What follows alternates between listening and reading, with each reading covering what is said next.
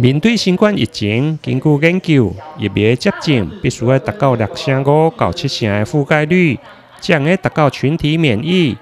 为了拼疫苗的施打率，议员林美燕表示，看到进前中大型的施打站的乱象，伊嘛感觉真唔甘。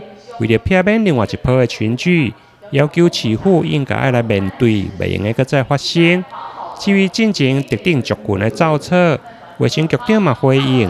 会主动来转入1922的预约平台。伫最近伫施打疫苗的过程中，伫现场，我有看到侪咱的长辈时代，为着要来打疫苗，大家顶着大太阳，伫那所在排了好久的队伍，而且我们看到真的很难过了哈甚至有些长辈为了打疫苗。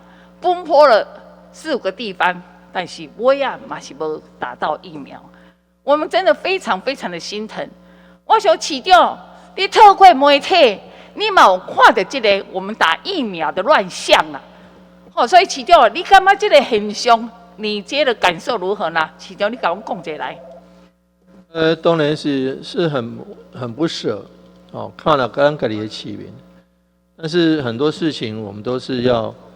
追究这个原因，才能避免以后再犯。还有一些民众没有打到的，我们把它转到1922去。因为主动转吗？现在1922你是主动转还是怎样？我们会主动转，会主动转。另外，在疫情的冲击，各行各业拢受到影响。议员根据国内上新的失业率，目前达到4.11%，创下2014年来单月上悬，就业人数减少12.6万人。对此，议员嘛要求市府爱来协助。台南新闻联跟刘品言采访报道。